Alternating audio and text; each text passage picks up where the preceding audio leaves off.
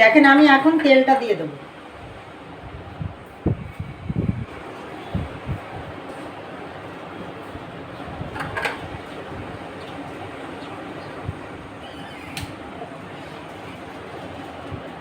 এই দেখেন এই মাছটা রান্না করবো আজকে আমি, পাবদা মাছ। শস্য দিয়ে পাবদা মাছ কিভাবে রান্না করি আপনাদের সাথে একটু শেয়ার করি। এই পাবদা মাছটা এই যে শস্য দিয়ে রান্না করবো আমি আজকে। তেলটা দিয়ে দিলাম। এখন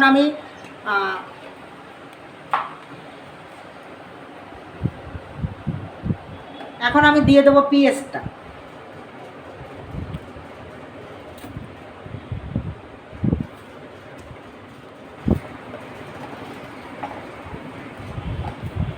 এই যে পেঁয়াজটা দিয়ে দিলাম। এটা আমি এখন ভাজবো সুন্দর করে, লাল লাল করে।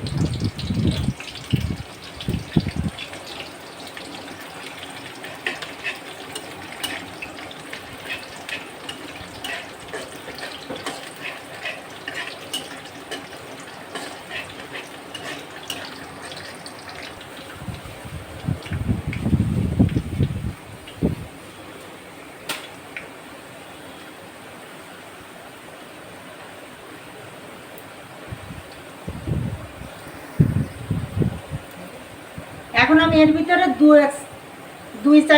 দুই চারটা শুকনো চাল দিয়ে দেবো।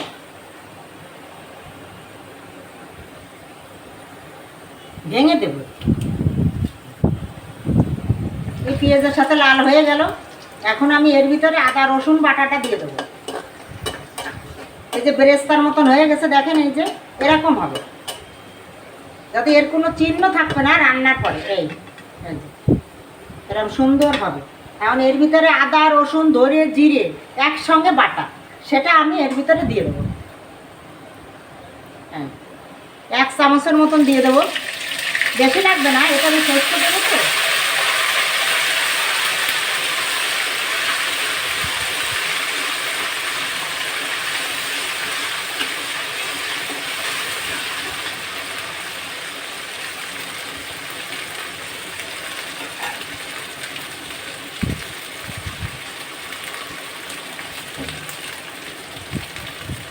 একটু হালকা একটু জল দিয়ে দেবো।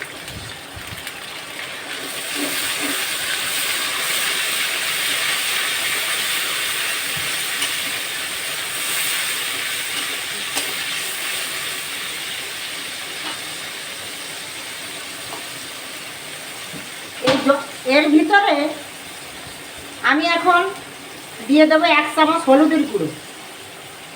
এই যে 1 চামচ দেবো। 1 চামচ লবণ দেব। লবণটা স্বাদ মতো দেব, যদি পরে লাগে আবার দেবো, নইলে এতেই হয়ে যাবে।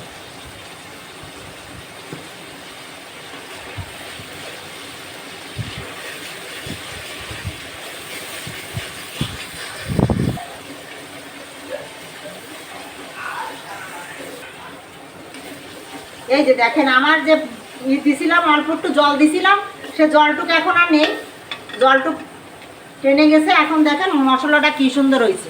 এখন আমি এই যে শস্য বাটাটা আমি ওর ভিতরে দিয়ে দেবো। এই শস্য বাটাটা দিয়ে দেবো। তার আগে আমি পাবদা মাছটা দিয়ে দেবো। বলো, এখন আমি এর ভিতরে এই পাবদা মাছটা দিয়ে দেবো।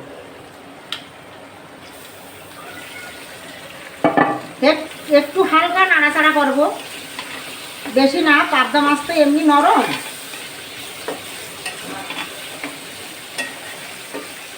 এই যে দেখেন আমি শস্যটা বেটে রাখিছিলাম পেঁয়াজ কাঁচা ঝাল দিয়ে একসঙ্গে। যে যতটুকু ঝাল খাবেন সে ততটুকুই দেবেন। এই যে একসঙ্গে একটু জল দিয়ে এখন এটা আমি ওর ভিতরে দিয়ে দেবো।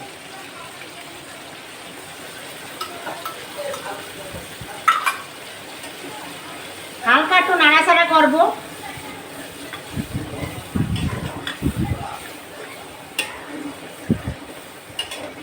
এটাকে ধুয়ে একটু জল দিয়ে দেবো। এই যে দেখেন আমার সব কিছু দেওয়া হয়ে গেছে। আমি এখন এই ঢাকা দিয়ে আস্তে করে জাল দিয়ে এটাকে রান্না করব। আমি নামানোর পরে আপনাদের সাথে শেয়ার করতেছি কেমন হয়েছে। এই যে দেখেন সেই পাবদা মাছের তরকারি এই যে হয়ে গেছে আমার। এই এখন নামাই নিয়ে আসছি। এখন আমি ঢেলে দেব। এই একটা মাছ ভাঙবে না, শস্য দিয়ে পাবদা মাছ, একটা মাছও ভাঙবে না। এই যে দেখেন, এই যে সুন্দর করে রান্না হয়ে গেছে। আমার মতো করে একটু রান্না করে খেয়ে দেখেন, এই পাবদা মাছ শস্য দিয়ে কত মজার তরকারি, একবার খাইলেই ভুলবেন না।